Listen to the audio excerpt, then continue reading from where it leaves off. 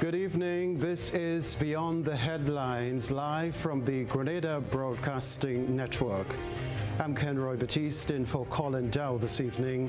We welcome viewers and listeners on GBN Television and K105 FM, as well as the Facebook page and YouTube channel of the Grenada Broadcasting Network.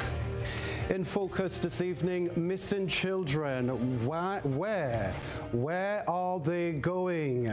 And who's accommodating them? These are the questions we're asking this evening. To help us make sense of this very important issue are clinical psychologist Dr. Augustine Panchoo. He joins us via Zoom from New York. And live with us in studio, we have, of course, Dr.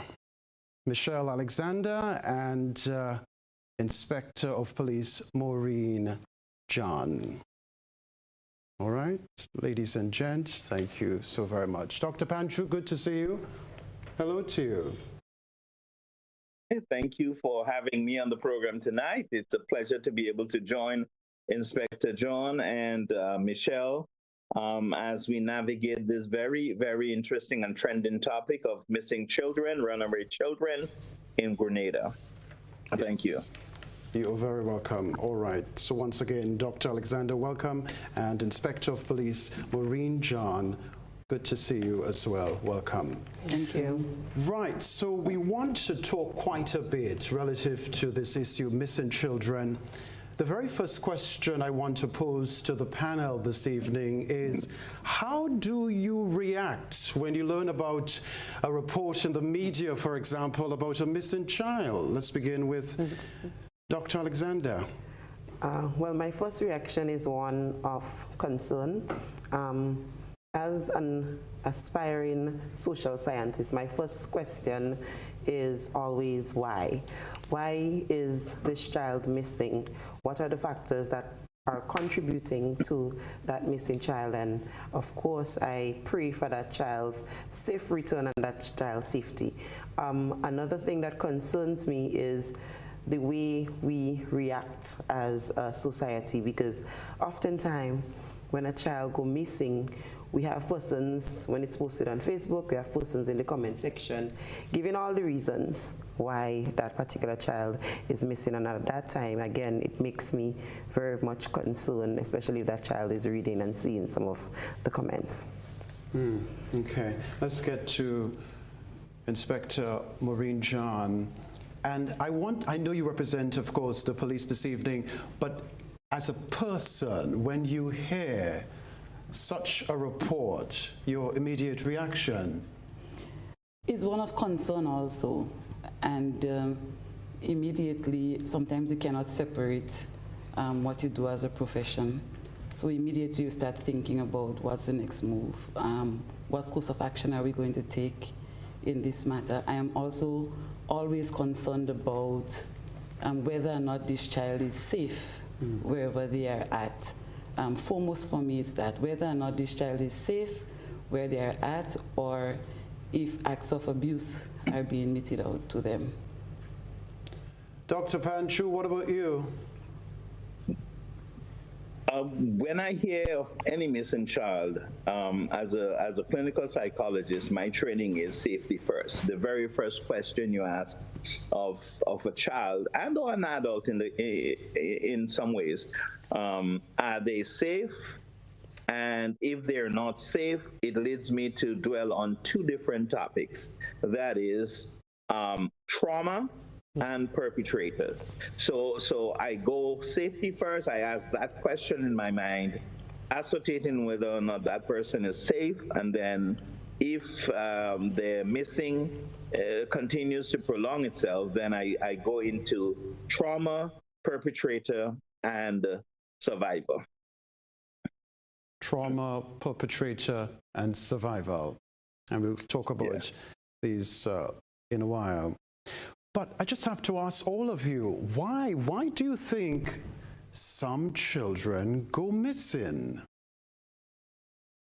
Dr. Alexander.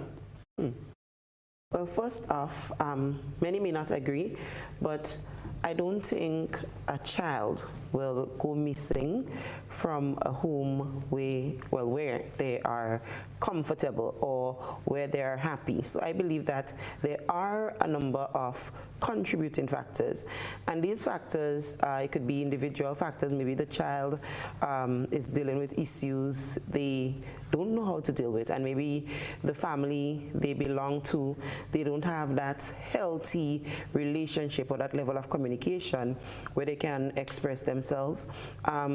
One of the most prevalent reasons, I believe, is that of abuse. There are a lot of children, as the statistics would say or show, 3 in 5 girls would become victims of sexual crimes. Sometimes these are the incidences, these are things that are happening in their home.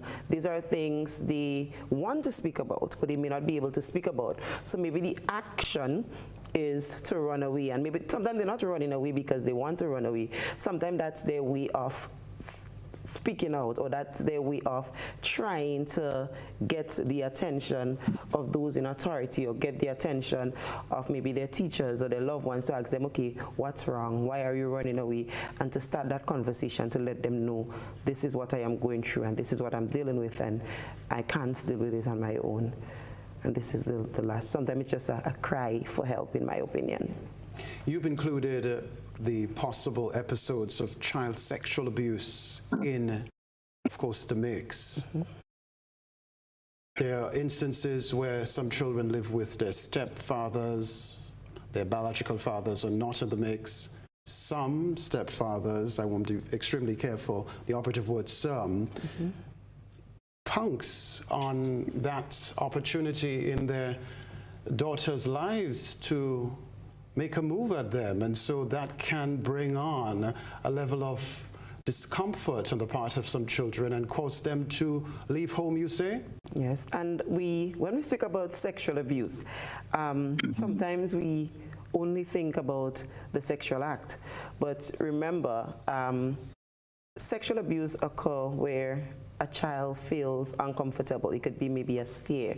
It could be maybe a touch. So sometimes there are instances where children find themselves in this uncomfortable situation, and mainly sometimes because these male, the stepfathers, whosoever they are, because they are the dominant figure, because they are the breadwinner, they may try to communicate with their mothers or other persons, but because of the dominance of that male individual, they don't get the response or the attention or the reassurance that, listen, I am here for you, or my child, I care for you. They don't get that. So the last resort, if they feel uncomfortable and there is no boundaries, they think in their minds, they're not thinking as logical as we do, then why not? Let me run away. Maybe there's help somewhere out there. Inspector John, what say you? I agree with Dr. Alexander, but I also want to add that in these times, and the issue of peer pressure comes in, children leave home and children are reported missing because they want to go about their own ways, as we would put it. In local parlance, we say they want to have their own way. So children may leave home because they want to attend some event that their parents may not necessarily give them permission to attend. They may want to be a part of a group, a part of an activity, a part of something that they may not necessarily get permission from home for. So the easiest way to achieve that is to sneak out when they have the time, when they have the opportunity to do that, and to stay away sometimes because they're afraid of the consequences when they return. So they're reported missing because they have not been at home. They're afraid to return because of the consequences. And I believe that's one of the reasons in these times especially that our young people leave home. Which leads me to ask you, how do police respond to a report of a missing person, in this case a child? As with every case of a missing person, we need information. So as much information as we can garner, we do that from the person who is making the report, because usually that's how it comes in.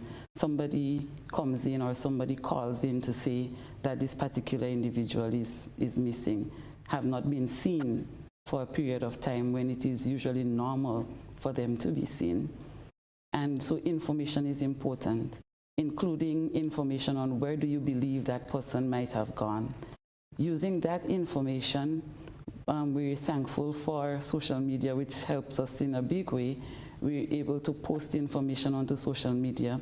In times before, it used to be just like the regular media platforms like the radio stations, etc. But now with social media, we're able to reach a bigger audience in a quicker space of time. So we're able to use these mediums to post information. We get assistance, we get information. We're able to act on that information to locate the person as quickly as possible. And how soon after do you post your bulletin concerning the missing person? There's no specific time frame. It depends on the circumstances. There are some times when nothing is posted at all, because even before you can do that, you get another call to say the person was located, or the person called to say that they're at this location, or whatever the case may be. So there isn't a specific time frame. Every case is treated on its merit and is given the attention that it deserves. Dr. Panchoo, we want to bring you in the conversation. Why do you think some children go missing? Kenroy, here is what the research says. The research says, and I refer to them as the big five. They are one. There is an understanding, and there is the understanding that there are predators that are out there. Predators and predatory behaviors. That's the first piece of the big five that I am referring to. Secondly, children/teenagers love to experiment. Number two. Thirdly, we must always understand that even if they are children and or teenagers, there is something called free will or choices. So that's the number three. Number four is rebellion, the need for rebellion. And the fifth cog in the wheel of the big five, it is what I refer to as an identity crisis. When you put all of the five together, this will answer or may answer the question, why do children run away? Predators are out there. The teenagers and children find a need for experimentation, remembering free will and choices, the need for rebellion, and identity crisis. So as you talk about the need for experimentation, is the advancement of technology contributing to all of this? Absolutely, absolutely. The increase in the use of technology, the availability of technology. You know, Kenroy, nowadays it took us quite a number of years before either one of us owned a cell phone. Now these days, from grade one, children have access to tablets and cell phones and computers, laptops, personal computers. And there are so many platforms, social media platforms that children and adolescents are using to reach out to each other and to reach out to the world and become part of what is trending. So there is no question in my mind that advanced technology does contribute to creating the environment for experimentation, rebellion, etc. Okay. Inspector John, relative to missing children, I'm trying to get a sense of children who are missing voluntarily versus involuntarily. on their own volition versus perhaps a predator being in the mix? I want to tread very cautiously here because sometimes the persons in the cases that I know of, the cases that we treat with, the predators are sometimes their peers. So do we want to refer to them as predators? Sometimes they're lured away by their peers. And that's what we can say in terms of an adult per se, being the person luring them out of home, them being lured out of home because they're under duress of some sort. I can't speak to that. Dr. Panchoo spoke about choices and the need for rebellion. Sometimes we see cases where that is the case, where voluntarily a child would leave, but because the pressure that is being induced is not necessarily from an adult, but from a peer, somebody of the opposite sex. Sometimes it is somebody of the same sex, induced by, that particular activity or something, or they need to go out to have sex too in some cases. And in some cases it is their peers and not necessarily an adult person. Yes, there are cases where adults have encroached on younger children and the use of technology. They met the person on a social media platform, started following, started liking, started chatting on that social media platform, and eventually is lured away. But in a majority of cases, it is among their peers that we see that trending thing with technology. So they meet up for, I follow you on Instagram, but now I want to see who you are. It's time for us to meet up. It's time for that meetup to happen. And that's a trend. So I believe instances like Intercall and so are places where children, I never met you before in person, but I'm getting an opportunity here now to meet you. And sometimes now again with the holidays in full swing, it's an opportunity too for children who follow each other on social media, etc., to now meet up in person. Sadly, sometimes it's to engage in sexual activity and other activity that parents would definitely not want happening with their children, but it happens. So it's not an alarming rate where we could say the predators are adult persons who are luring our children away.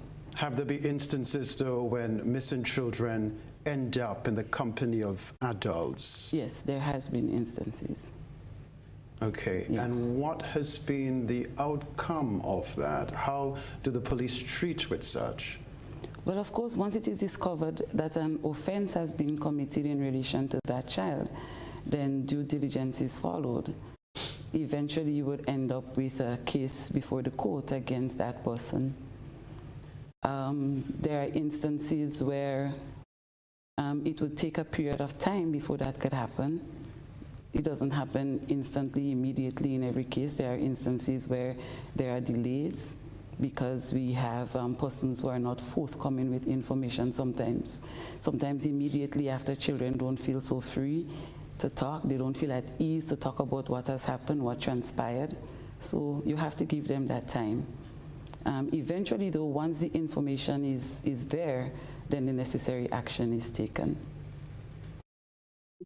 Dr. Alexander, bullying has been expressed as one of the issues leading to some children, being going missing, quite literally. And there's a school of thought that says some children are not comfortable enough to talk to their parents about the issues at the school level. Are you getting a sense from where you sit, you in education, that this is very much being confronted by our nation's children? Right, but I think there is a bigger issue. Children that are bullied and don't feel comfortable or confident enough to stand up for themselves, sometimes it begins at home. Maybe they want to express themselves. The parents would say, shut up, go in a corner. So they're dealing with that at home, and then they have to go and deal with it at school. And it's children, again, they don't have the logical senses that we have. So if I'm not comfortable at home, because this is the first place of social interaction, I go to the school, which is another agent for socialization, and I'm bullied there as well. So now that child don't want to be at home, that child don't want to be at school, but maybe they have developed relationship with their peers and they feel more comfortable with their peers. And in an extreme case, maybe the love that they're looking for and they cannot find it at home, they cannot find it in the school, they find it in maybe if in the case of a young girl, she finds it in a man, and she decides, you know what, I want, just like each and every one of us, we want to feel a sense of belonging. We want to feel a sense of identity. So that feeling overrides being obedient. That feeling overrides staying at home because they're not comfortable. But Mr. Tom is able to make them feel comfortable, make them feel loved, make them feel like, you know, you belong here. Then they think that's the best course of action, because at that time they're only thinking about that instant gratification. So that, again, could be a contributing factor in my view. So, Dr. Alexander, how do we even begin to fix these issues at the level of the home? So, according to the school of thought, there's a saying that a child born in a blank state, I think it was John Lukey, he said that you're born in a blank state, so you don't know anything. So everything that you learn is based on nature and nurture. So I believe that parents have an important role to play. Our role as parents, and I say our role because I'm a parent, is not just to provide the basic food, clothing, and shelter. We have to understand that children, as little as they are their own person. They have feelings, they have thoughts, they have emotions. We have to be mindful of the way we are communicating with them. We want to build a positive environment where they would be able to express themselves, where they would be able to be assertive. Because if a child is assertive in our society, if a child say, well, Mommy, you know, I didn't like the way you did this, or I didn't like the way you do that, or I didn't like the way you speak to me, we quick to say, oh, that child rude, that child is out of order. So we stifle children being able to, you know, express themselves. So unless we build these relationships with our children, we would continue to experience what is moral decay. And apart from the family, I believe society is interrelated and interdependent. All the other agents, the family, the church, the school, the wider society, all have a part to play. But in today's society, we see everybody being selfish. We don't have that love and that togetherness and that spirit of collaboration that we had before. And that is one of the contributing factor that is leading to all these social issues that we are experiencing today. So I think what we need to do is remember that we don't stand alone. We need each other, and in building relationship, whether the relationship are internal or external, it would help, or it would give an indication as to where we would go or where we would be as a society. And I would always say our children are our most valuable resource. So we have to find ways to deal with the issues that they are facing. We know that the phone is becoming a problem. Let's find creative ways to deal with it. Society is changing. The mechanisms that we used 10 years ago, they are outdated. We cannot use this same mechanism and try to play with correcting children. No, we have to, as parents, empower ourselves and be abreast with what is really taking place in today's society, or else the problems would continue. Seems to me that rebellious behaviors on the part of some children contributing to them going missing. That, for example, mommy says, you are not allowed to go to this event at the National Stadium, and the child says in his or her head, I am going. And that might very well be an issue contributing to the current situation in our society.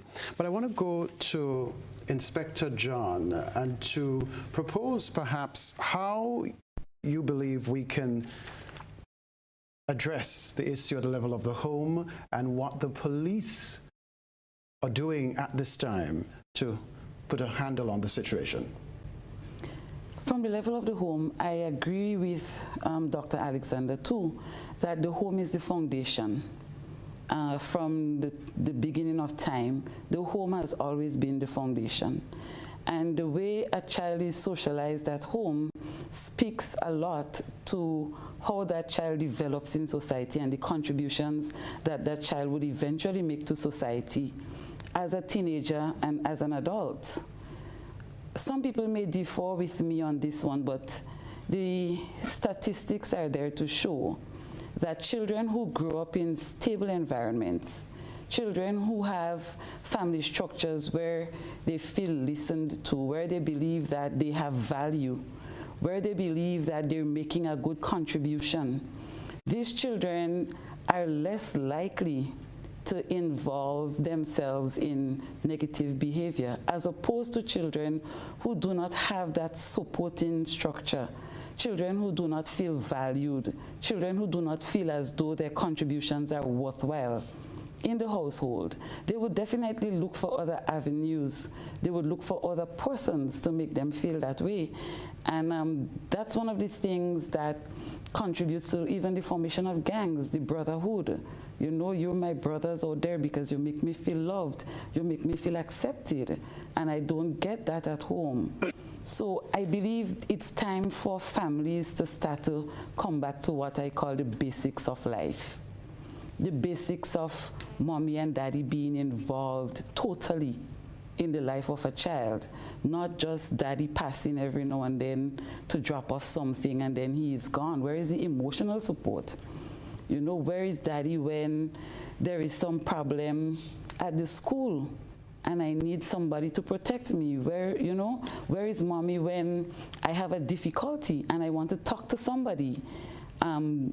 She's on her phone, maybe she's talking to her friends, maybe she's out somewhere, maybe, and not paying that particular attention to the child. Children need a loving, supporting environment so that they would thrive properly. So from the level of the home, I believe that parents need to start to take that responsibility and not leave it up to the schools and the churches and other entities and wider society to parent their children, and not leave it up to technology to parent their children. But parents need to become more involved in the lives of their children. And something I want to add here too, there are some parents who are okay with their children from the stage of babies to like about, let's say maybe 12 years when they enter secondary school. And because they, as a parent, did not have a secondary school education, they now believe that they're in no position to be of assistance to their child. This child has gone to a level that I have not attained, so I should just leave that child to their own fancies. That is not the case. You're still needed at whatever age your child is at. As a parent, you're still needed in this child's life to add some form of structure, some form of support. You're needed there, and parents cannot downplay that. It is your responsibility first and foremost to ensure that your child has this supporting environment. Are there children from these environments who sometimes err? Yes. But if you check carefully, you'd realize that they are in the minority. They are never the majority. So from the home, that's where it starts, with parents stepping up and being parents indeed. From the part of the police, we do what we can in terms of law enforcement, but we also work along with other entities and agencies who care for children, such as the Child Protection Authority and the Ministry of Social Development.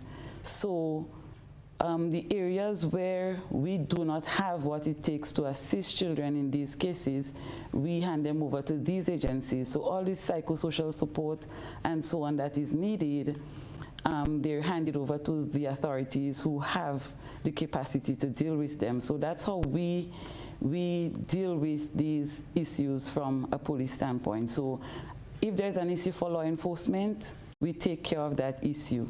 But as it relates to the other support for parents, avenues to help parents to be better parents and all that, we hand it over to the agencies who can better provide that support. Right. We have to go to a break, but just briefly, is there a standardized protocol for reporting a missing child?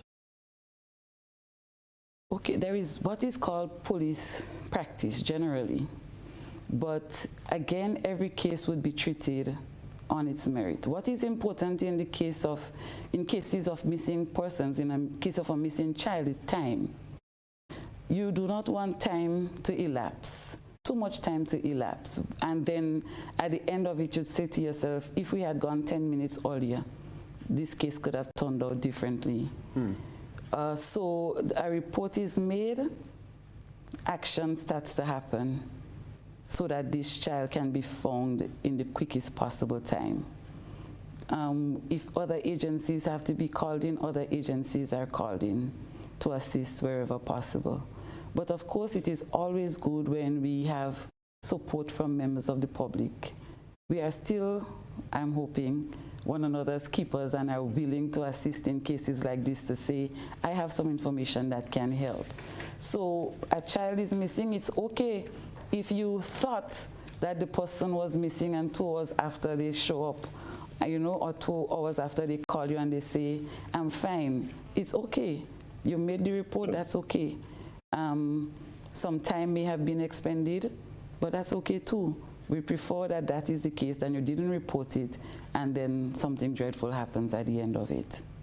Okay, we will continue the conversation on Beyond the Headlines when we come back. Of course, we also want to get Dr. Panchoo's perspective relative to addressing the issue of missing children. So, Dr. Panchoo, of course, you're via Zoom, live from New York. Stay with us. We have to go to a break at the moment. Also, viewers and listeners, stay with us as well. We'll be back.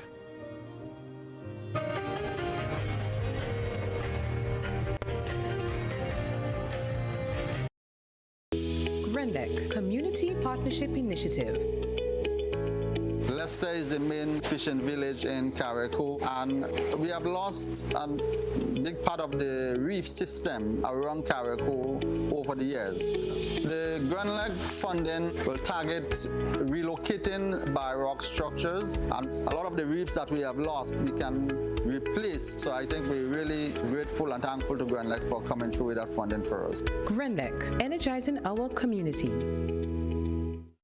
It's a fun and learn Easter at Destined to Win Tutoring and Aftercare Academy with indoor and outdoor games, art, reading and mathematics, field trips, kite flying, preparation for MCT exams, Easter hunt and more. From Monday, April 3rd to Friday, April 14th, 8 a.m. to 4:30 p.m. Catering to students aged 5 to 10. Destined to Win Tutoring and Aftercare Academy is located on Tempe Main Road, St. George. To register, call 405-8282. When a loved one passes on, we all need the comfort, support, and guidance of a trusted friend. You can rely on LaCour Brothers Funeral Home. We provide a personalized professional service that exceeds all expectations. Our dedicated staff responds to your every need with the greatest detail, ensuring affordability with a variety of options. Our upgraded state-of-the-art facilities, spacious air-conditioned chapel with live internet streaming, a modern, environmentally safe crematorium, the only of its kind on island, private viewing spaces, large on-site repast center, a modern transportation fleet. Join our burial society today and make personalized arrangements for that final moment. As you prepare to enter your loved one into eternal rest, visit or call LaCour Brothers Funeral Home and select a package that brings added comfort to the entire family.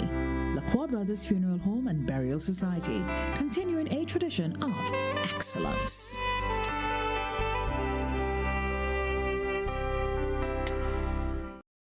Are you looking for a way to make a meaningful contribution to your credit union? Nexa Credit Union invites you to consider volunteering your time and expertise to serve on one of the following: Board of Directors, Supervisory and Compliance Committee, or Credit Committee. Members wishing to be considered must be active members of the credit union, must have the time to commit to the duties and responsibilities of the position, be of good standing, and possess a reasonable understanding of the credit union's philosophy and operating principles. To apply, simply download the application form from nexacreditunion.com/nomination or pick up a copy at any Nexa Credit Union branch. Once completed, please send your application via mail to Nominations, care of Nexa Credit Union Limited, Corner Cross and Halifax Streets, St. George's, or email nominations to info@nexacreditunion.com. Subject: Nominations 2023. Deadline for nominations extended to April 7th, 2023. Nexa Credit Union, with you wherever your road leads.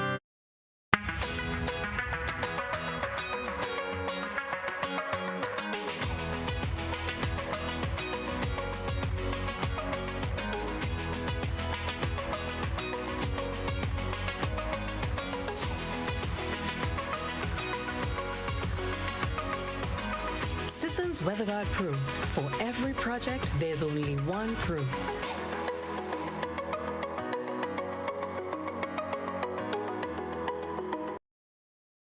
Your life is yours, your future's in your hands. Your body is yours, that's why you need a plan. You gotta plan your family, avoid HIV, get the education from the Grenada Planned Parenthood Association.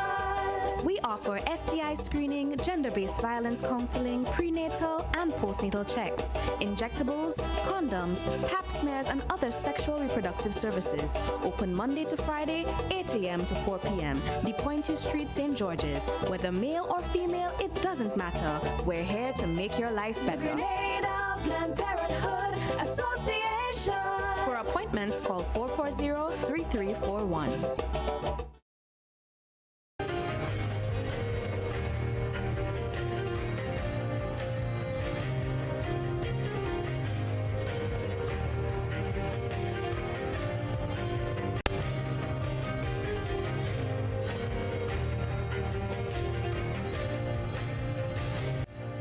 We're live here at GBN. Welcome back to Beyond the Headlines. We're talking missing children. Where are they going and who's accommodating them? A reminder for our guests. Dr. Augustine Panchoo, he's live via Zoom from New York. In studio, we have, of course, Inspector of Police Maureen John and Dr. Michelle Alexander. So let's go to Dr. Panchoo for the time being, because I want to get a sense from you, how do we begin to address the issue of missing children at the levels of the family, the school, the church, the wider community? Very good question, Kenroy. Before I move on to answering your question directly, I need to establish for our listeners tonight is when we talk about predators and predatory behaviors, we're not talking only about adults. And that's a misconception that predators are usually adults who lure children and adolescents into activities that are criminal and or adversive. This is not the case. Even among your peers, if your peer, in spite of the age, understands and think of you as naive, lack of experience, and sees you in a vulnerable position, that position that they can exploit you and or have, whether it's primary or secondary gain, that's predatory behavior. And it is not limited by age, or size. And I just wanted to establish that for the sake of our conversation tonight. And so you ask, well, how do we address, how do we curb, whether it is the incidence of running away, the incidence of predatory behavior, or the incidence of experimentation into bad and juvenile behaviors. Let me say, one of the keys for teaching our young people, teaching our children and adults alike is that of identifying and promoting and creating a sense of self. Know who you are, know who you represent, know your purpose in life. And I am not saying that people who know themselves and have a high sense of self do not make random mistakes and or engage in behaviors that do not meet societal approval. What I'm saying here is that a high sense of self limits and reduces incidence of delinquent behavior and or criminal behavior. You ask about the church and the community at large, and I submit that in the words of a famous author that says, it takes a village to raise a child. And that has some merit, and it does make sense, because a family does not exist in isolation. Every family exists in a community. And so whether it is the church or the school or elders or grandparents, and by extension, extended family, we all are tasked with the responsibility of raising children that are productive, that are goal-oriented, that promote ego strength and self-esteem and a high sense of self. And so it takes more than one. And unfortunately in Grenada, we have to give credence to the existence of quite a number of single-parent families where one parent is absent. And also, there was a time in the history of our country and where we had a lot of parents, whether they were single or nuclear family members, who migrated and left children in the care of grandparents and or neighbors or older siblings sometimes. And those proved inadequate to take care of the needs of raising children. So my it would be to get back to some of the basic things of parenting, as already articulated by Inspector John, and include more of an extended communal way of instructing, instilling, and raising our children. Okay, just to go back to one of your points earlier, Dr. Panchoo, just to be clear, you're saying that on the subject of predators, not just from the perspective of adults to a minor, but even among peers, there can be predators, correct? Absolutely, Kenroy, and that is a fact. That is well established in research, because let me say here that you have people who have predatory instinct and predatory behaviors at a very early age in life. These are conniving. What is a predator? So let's lay the foundational definition for who or what is a predator. A predator is one who seeks the vulnerability of another individual and or animal and uses that vulnerability to his or her advantage. So they lurk in some cases, they study, they investigate, and they see places or opportunities for taking advantage of the other person or animal. And that's who a predator is. And I dare say, yes, there are adolescents, teenagers, and young adults who are able to see the vulnerabilities in another person that is their peer and take advantage of that. Yes, I did say that. Okay, all right. Inspector John, I want to ask you, what statistics are available relative to the numbers of girls and boys who went missing, perhaps since the start of the year, or you can speak in a broader context if you so choose? I would speak in a broader context to say that overwhelmingly we have more girls go missing than boys. This year so far we have had 7 cases where children were reported missing, all under the age of 16 years. Although we understand that children, once you have not yet attained the age of 18, you're considered a child, but those we have had for the year so far are under the age of 16. Right. But overwhelmingly, we have more girls reported missing than boys. Okay. What happens when a child who was reported missing returns home after some time? I'm trying to get the involvement of the police to find out where was the child, in whose company was the child with? In most cases, this child would be brought in to one of our police departments. Of course, we would have to go through the route of questioning, of building rapport, of getting the trust of that child so that child would divulge information. In most cases, they do. So we're able to discover where they were at. In some cases, though, we have children who, as I said before, do not want to speak about exactly where they've been and what has happened to them when they've been there. But in most cases, we go the route of questioning in collaboration most times with the Child Protection Authority. So we go the route of questioning and interviewing and getting information from that child. So that's how we would determine whether a crime was committed, and if a crime was committed, what crime was committed, so that we're able to take the necessary action.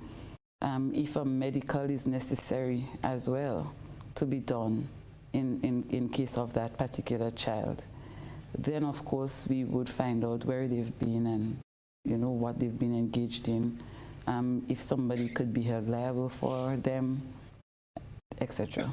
And can you speak to what they've been engaging in when they go missing?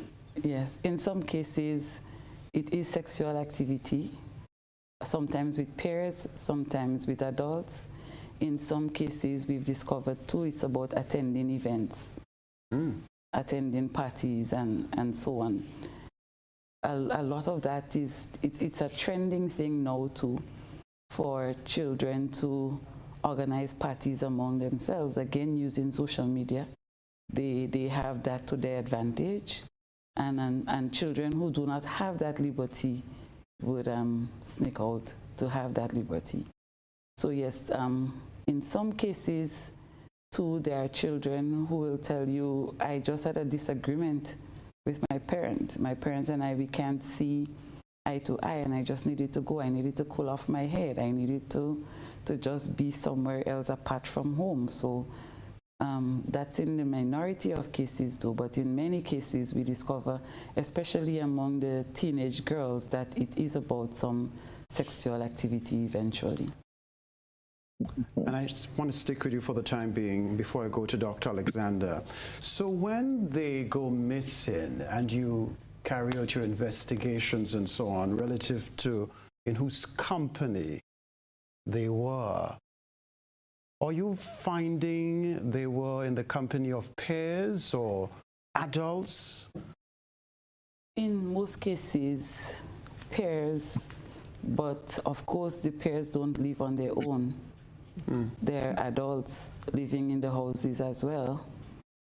There is rarely a case where you would find it is just children on their own. Usually there is some adult who is there as well.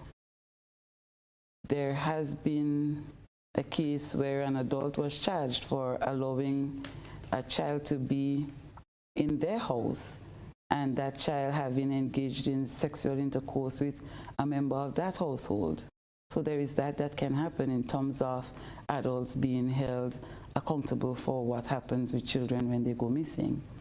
So it is, I keep saying that because that is the truth. Every case is treated on its merit, based on the information that is discovered, based on the discovery, based on the disclosure by the child, then the case is treated accordingly. Right. You started to talk about my next question, the penalty involved, because you mentioned the adult was charged, right? Yes. It's still a matter that is ongoing. It's not completed, but the maximum sentence in the case of a child who is under the age of 13 is 20 years in prison. And in the case of a child who is above 13 but not yet 16, it's 7 years. That's according to law. So that's the maximum penalty that someone can face. Dr. Alexander, your reaction to the maximum penalty? I'm just wondering why there is such a gap. And in my mind, I am thinking, so yes, we have the law, but is there any statistics as it relates to enforcement? Has anybody been charged for such acts? Like you give, like the example was given that a child was found, or is it a case where there needs to be more enforcement and more reformation? Because the gap to me is quite troubling. A child is a child, whether 16, whether 13, whether 14, and 7 to 20 is, yeah, that's what ran through my mind. Okay, the gap isn't sitting well with you. Dr. Panchoo, your reaction to the maximum penalty involved?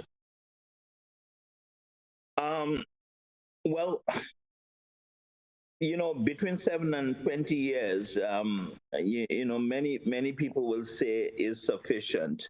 I say I don't know the number of years that it will take to heal a child from the trauma of sexual infraction or sexual crime against a child. Now, the law provides for someone who is 16 and above to give consent for engaging in sex, and anything under is considered to be a crime unless it is done by a peer. But there are age discrepancies and age verification to determine the sentencing level for a sexual crime against a minor. I say that I don't know that I could argue either for or against 7 to 20 years, but what I do say is that I have seen when the perpetration of sexual crime against children have received no time at all in prison, only a charge. So it baffles me sometimes when I see the perpetration of crimes against children receiving minimal time, not even as much as 7 years. So that's where I am on it. I think if we have greater enforcement, yes, we will, but greater accountability of adults. We must demand accountability on the part of adults when it comes to sexual crimes and other forms of abuse against children. All right, and we'll stay with you for the time being, Dr. Panchoo, to return to a point you made earlier, very early in the conversation. There's every indication to suggest that there are close communication channels between parents and their children. Parents are not talking to their children about some very basic issues confronting their everyday lives. Children, on the other hand, don't feel comfortable to open up to their parents. Absolutely. Kenroy, when we understand human growth and development, when we understand lifespan psychology, how the mind, the body, and how the brain works, we will have a better understanding of the life of a teenager or the period of adolescence. During the period of adolescence, children are trying to find themselves. So they become argumentative, or what we refer to as oppositional defiant. they become, they want to exert themselves. They want to find themselves. They create their own identity. In fact, that's what Erickson says. During the period of adolescence, children are trying to establish their identity. Because society doesn't allow for a great degree of flexibility in transition from a child to a teenager. Remember that, right? You know, it is just at the end of the adolescent period in lifespan development that children are regarded as adults. You know, at 16, you can give consent for sexual intercourse. At 18, you can now get a driver's license. Well, you can get it before, but you can now vote. At 21, you're now eligible to buy alcohol and cigarettes. And so we see the transition between being a child and being an adult as a very confusing time in lifespan psychology. So during this period, people are trying to find themselves. And so it is almost always expected that there is going to be a clash between adults and children, between parents and children, between guardian and children, between teachers and children. It is for us as adults to develop an appreciation and an understanding of what goes on in the life of an adolescent so that we can help them. But it is equally important for adolescents to find themselves during this period or prior this period so that when they encounter these difficulties, whether it is conversational difficulties, relational difficulties, or difficulty in understanding each other, that there is a happy medium in which amicable conclusions and decisions. And unless we do that, we are going to continue to have that rift between children and parents or authority when they reach the period of adolescence. Dr. Panchoo, you know, there's a school of thought that says that some parents, we have to be so careful to say some, because there are a lot of parents who are doing a fantastic job relative to raising their children, and they must be given the necessary kudos. But there's the school of thought that says some parents are buying technological devices for their children, leaving these devices to their children on autopilot, and they themselves are not learning relative to using these very same devices, and that's causing a bit of drama in the lives of their children. To say it is causing a bit of drama in the life of the children and subsequently or consequently also the lives of the adults is an understatement, Kenroy. There is no question that the proliferation of educational and advanced technology have created this environment of learning for the younger generation and a sort of phobia for older parents and guardians to delve into an understanding of that technology. So really and truly, I agree with you, Kenroy, that the younger generation, given the opportunity to own and to access technology in its advanced stages, have become wiser, more creative, have become more susceptible and vulnerable to the influences, while our parents at some levels are fearful of the engaging in educating themselves. So children are at this period in their life where they are at an advantage. And I don't know necessarily the advantage is to their advantage, but rather they could be using it for their own detriment and their own downfall. So yes, some parents, I have met many parents, they have phobias. They don't know how to operate a smartphone, how to access, information on the World Wide Web, how to navigate on a laptop or an iPad. But children are very versatile. and they have the ability to navigate these instruments and become wiser. And sometimes they fall victim to the plethora of advertisement and enticement that are out there, and they use it to get into trouble, whereas parents are uneducated about it, and so they're at a disadvantage. Okay. Inspector John, to what extent do we have repeated cases of missing children in Grenada? I would say it is not a great extent, but we do have repeated cases where, yes, that, and I think you would see the comments too that Dr. Alexander was alluding to earlier on social media. Some persons would just blatantly say, this child again, or, you know, she's gone again, things to that effect. So we do have some cases where we have repeated missing children, but it's not to a great extent. Okay. Yeah. So, Dr. Alexander, it seems to me that we need a bit of, and Dr. Panchoo can come in here, a lot of psychosocial support, because if we have cases here and there of missing, well, repeated cases of missing children, we're not doing something right. So if I must add, I believe the role of a parent should be transformational.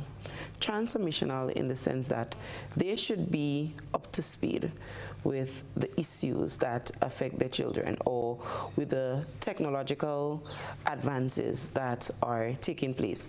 If they are more empowered, they would be at a better position, one, to understand the issue, two, to deal with the issue, and three, to prevent these issues from occurring. Technology was made to make life easier, but we know we are the ones that are controlling the technology.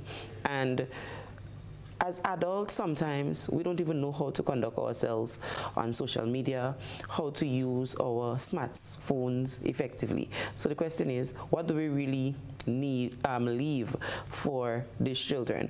What systems are in place to teach them to harness the advantages of technology?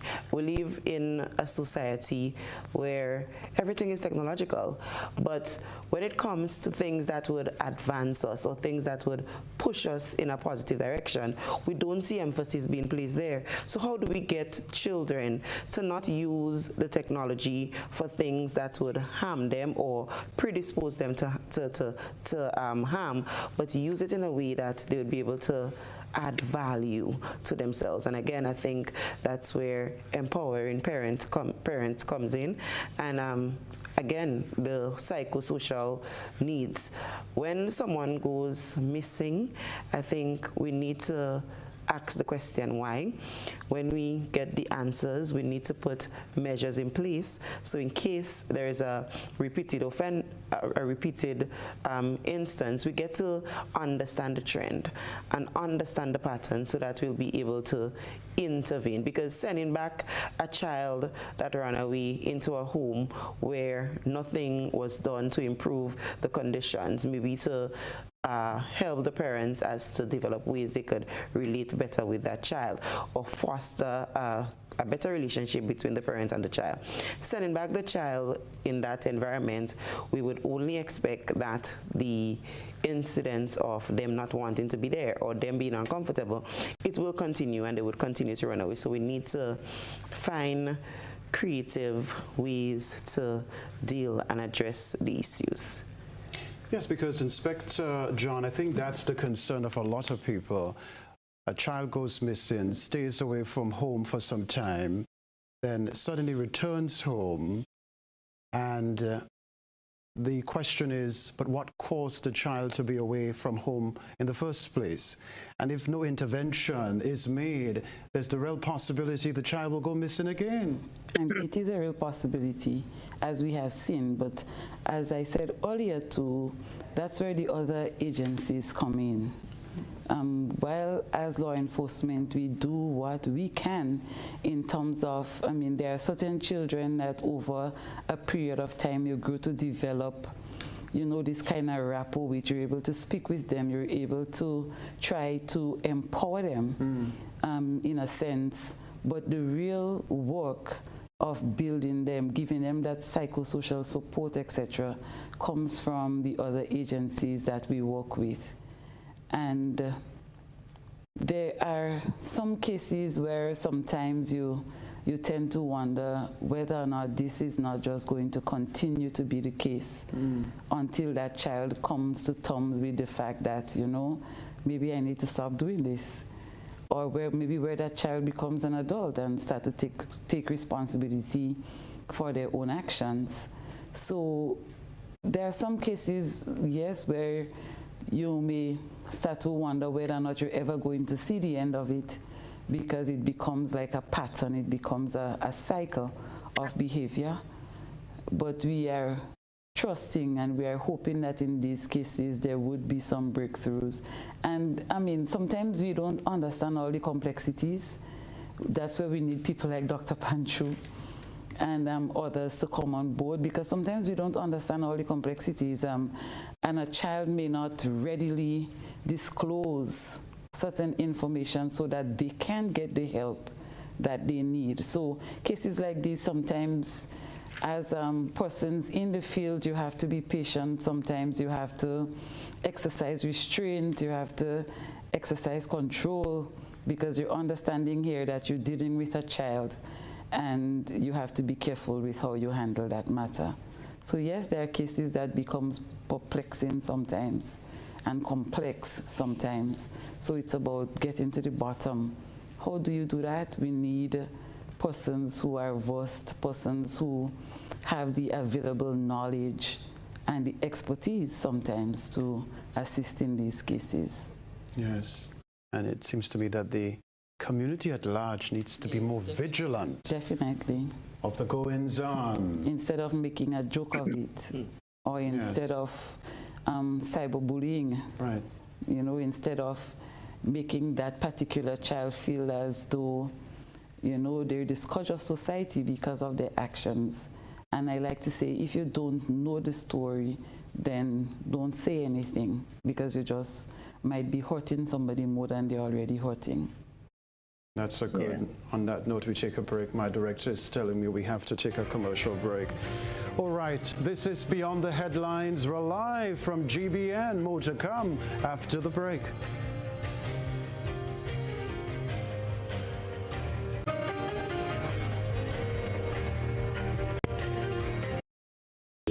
Grenada Community Partnership Initiative. Leicester is the main fishing village in Carriacou, and we have lost a big part of the reef system around Carriacou over the years. The Grenada funding will target relocating by rock structures, and a lot of the reefs that we have lost we can replace. So I think we're really grateful and thankful to Grenada for coming through with that funding for us. Grenada, energizing our community. Home is easy as 1, 2, 3. Thinking about your new home? Think easy. Think a Republic Bank Home Easy Loan. Think affordable. Think convenience. Think Republic. Home is easy as 1, 2, 3. Republic makes home easy. Wow, that was such a breeze. Own your home with ease. So whether laying that first brick or purchasing an existing home, we've got you covered. Republic Bank will get you those keys hassle-free in no time. Home is easy as 1, 2, 3. Apply for a Home Easy Loan today for a chance to win a cash prize. Getting your new home is easy with Republic Bank. Republic Bank, we're the one for you. Terms and conditions apply. Island Style's annual Easter clearance sale is here, and boy, do we have some exciting deals for you. Massive savings on tiles to be had, with discounts from 10 to 35% off on all tiles, store-wide. Buy all we have in a low stock model and watch your discounts skyrocket with a huge 15% off. Plus, get chip edge tiles for as low as $1. Yes, we're clearing out our old stock to bring in the new. And that's not all. The Easter Bunny has added extra savings on tubs, bathroom vanities, tile tools, and so much more. It won't get Tile Showroom on Monroe Road in Grenada, or call 439-TILE. That's 439-8453. Sale ends Holy Saturday. When you think tile, think Island Style.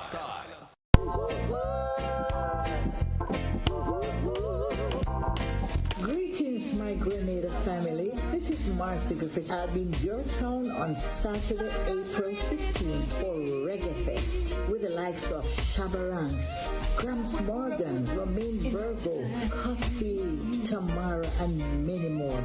It's going to be a musical upliftment. You can't afford to miss it.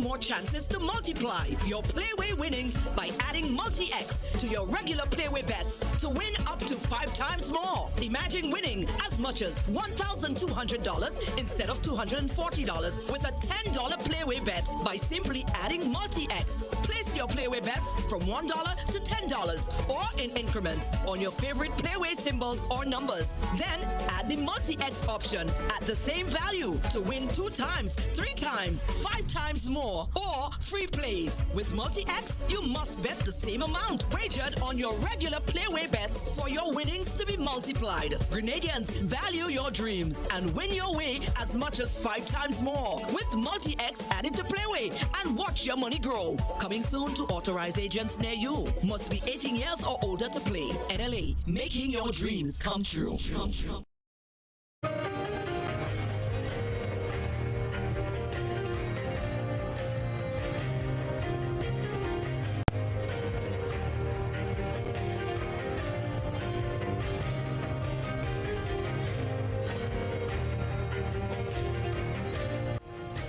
Hello again, you're watching Beyond the Headlines. Thank you so much for tuning in to the broadcast. I'm Kenroy, Baptiste, sitting in for Colin Dow this evening.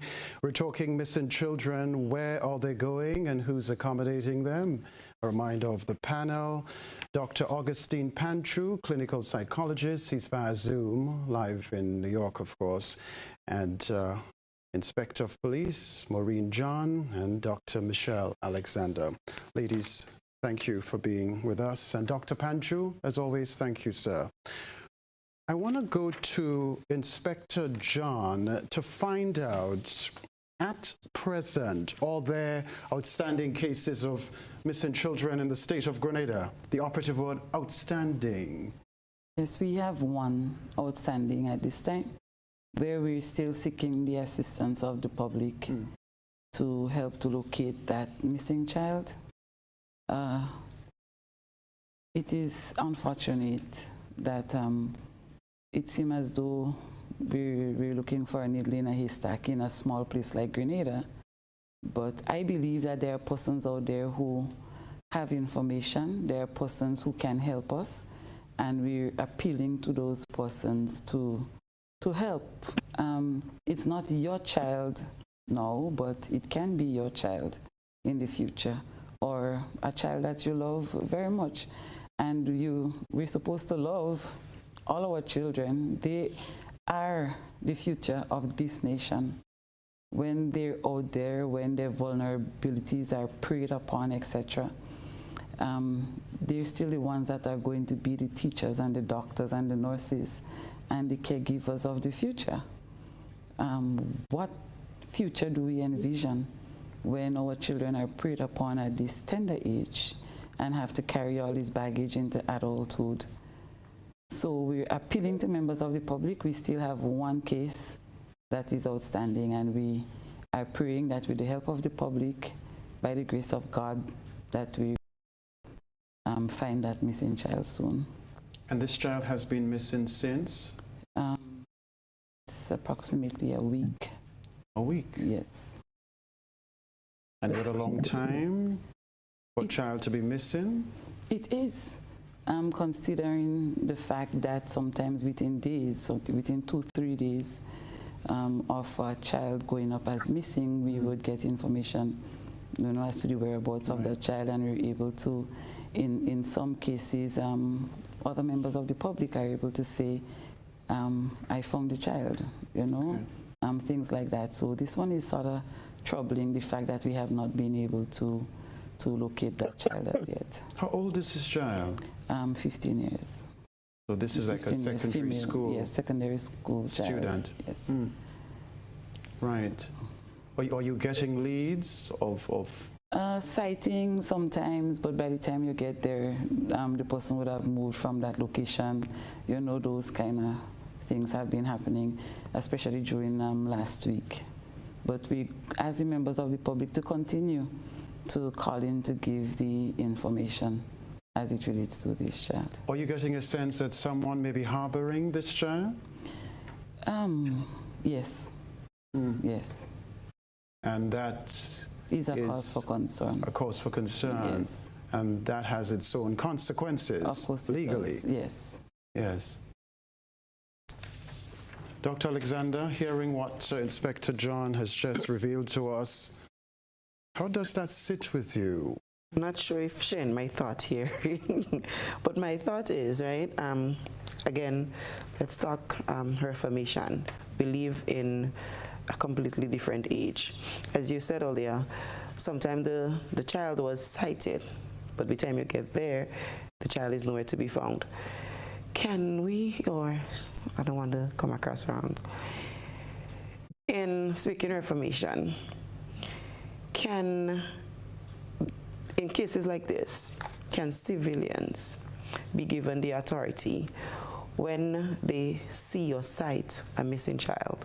I don't want to use the word arrest, but, well, arrest is the only word I could use here. Arrest the child, for lack of a better word, and take them to the nearest police station instead of just calling, because as you see, I could sight now, and by the time I pick up my phone, that person take a bus, or they get a taxi, or they get a ride, and they go back to just being missing and being sighted. So is it time where we need to have serious reformation, a reformation that is relative to the society that we live in? Because to go a week missing in a small country as ours, it's really it's troubling, and it speaks to the lack of community and collaborative effort. And sometimes, because a child doesn't directly belong to us, or because it doesn't directly affect us, we think it's none of our business. It's none of our business to look out for that child, but it becomes our business when that child is posted or that child is being found, to use all the derogatory statements and to make that child, him or her, feel less of themselves. But when it comes to making a valuable impact, we tend to take a back seat, and we are more concerned with the things that are negative, whether it's defaming or cyberbullying. So it speaks to us as individuals in society, and I think the breakdown, if anybody is to be blamed, it's us, because we have failed to play out our parts, and we have failed to protect the interests of our children. Let's go to Dr. Panchoo for the time being. Dr. Panchoo, sighting is a big deal. That's a powerful thing, you know. You're almost there. Michelle, it's Dr. Michelle Alexander is calling for giving civilians, you know, the power to arrest, that sort of thing, when a sighting is made. What say you? Well, let me say this here. We have to ask ourselves this question, Kenroy. Why is the child not wanting and or not returning home? It's been a week, okay? So let's put this in focus right now. A child in the Grenada context is missing, is out there, has been sighted, and it's been a week, and the child has not returned home, and or an adult has not brought the child to the authorities and saying, here is your child. So it begs a few questions. One, is the child being coerced or forced in any form or fashion to stay out there? Two, is the child herself or himself wanting really to stay where he or she is right now as against the parent and the guardian.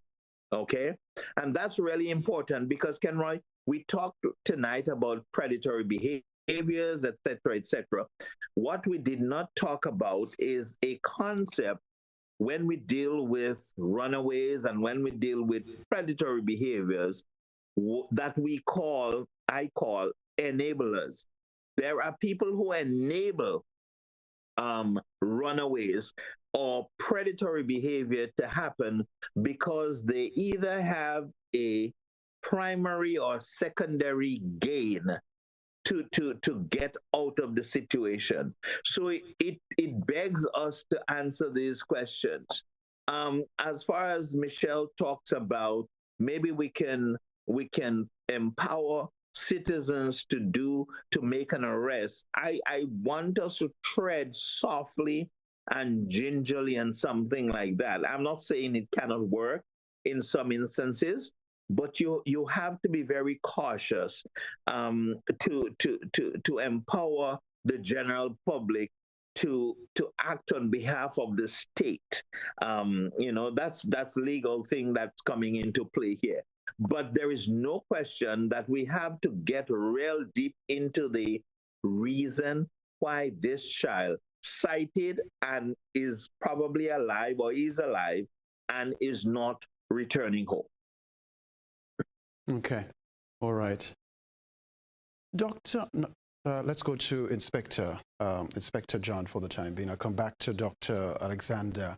But I have to ask you, is there room for children who were once missing, especially when they've given, for example, psychosocial support and they understand the dangers of going missing, for them to be used to speak to other children?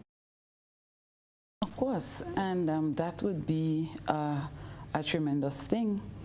We saw an example of a young man on social media sometime last week or the week before that, speaking about how his life was transformed as a result of the interventions that were done, with him even ending up at the Bacolate Rehabilitation Center. So I believe that just as peers can influence children into negative behavior, that positive peers can also influence peers into positive behavior. So peer pressure does not always have to be negative. It can be positive as well. And I think sometimes we leave our positive-minded children feeling as though they do not matter because we say so much about the negative ones. We elevate well, I shouldn't say elevate maybe. There is such a sensation created in the general public about the negative behavior of children that sometimes I think the positive ones start to wonder, well, am I dumb for being a good child? Or what do I have to do to get a pat on the back? And I want to take this opportunity to congratulate the children who may be viewing and listening at this time, who are doing the right thing, who are staying on the right path, who are not engaging in negative behavior. You are doing a good job.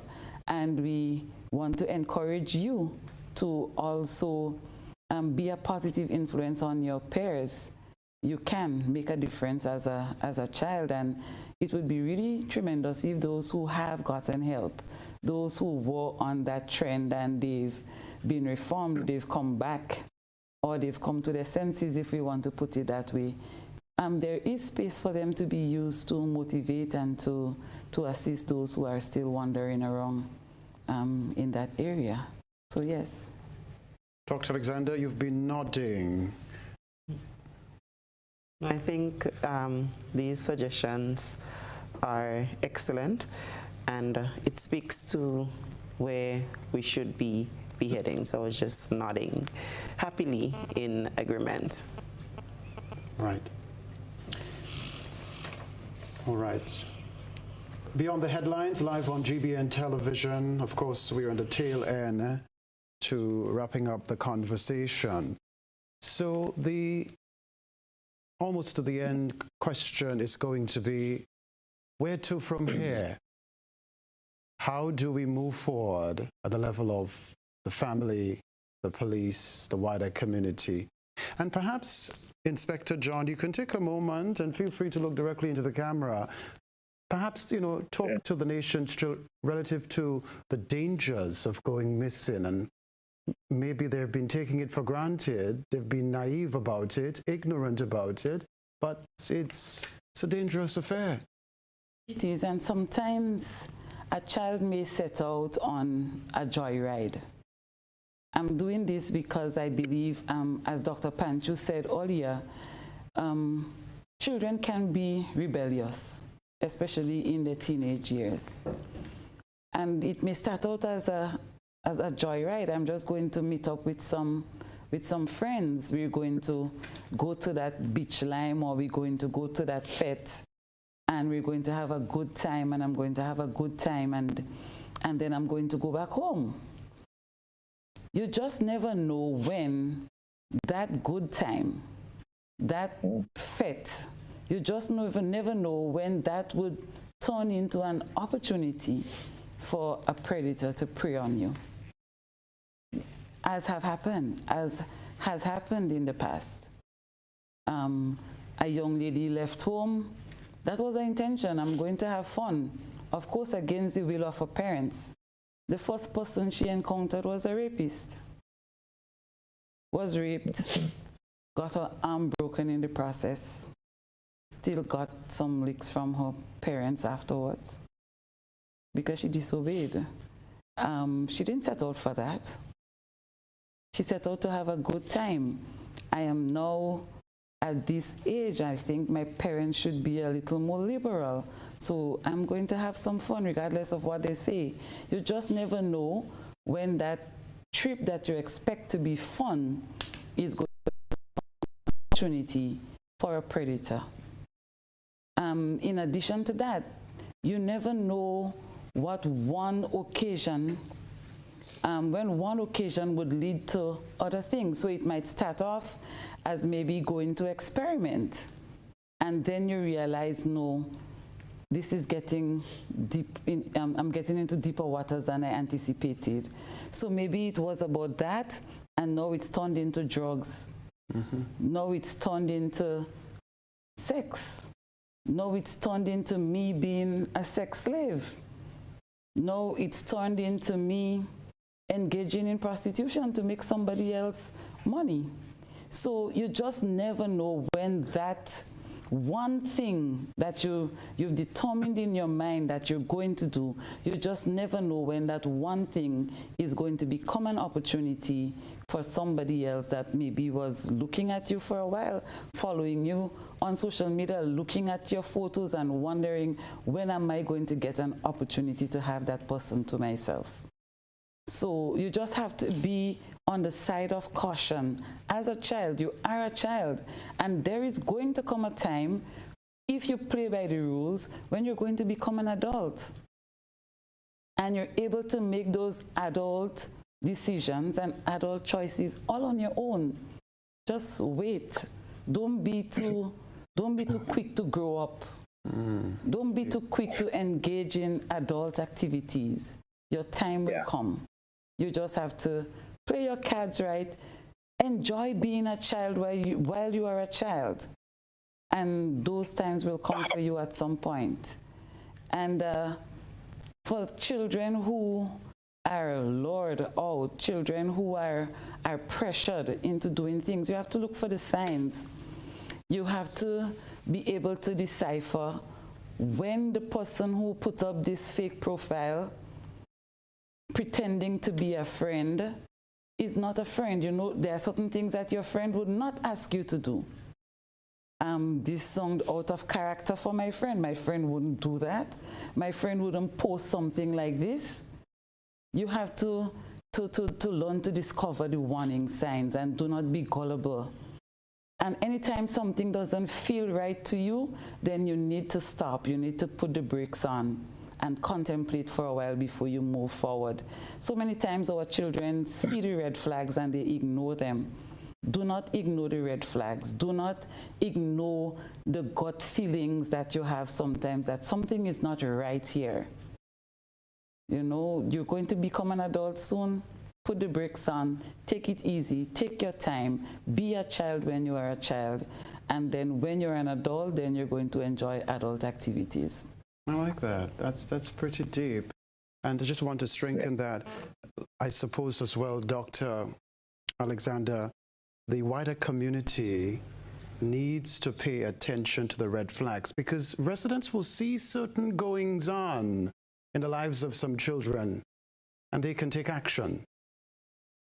And even while we make the call for children to be vigilant and look for the red flags, I think we also need to make a call to the enablers and the perpetrators to let children be children. Stop preying on their vulnerability, and let's all contribute to how we can, because a broken child would only form the reflection of a broken society.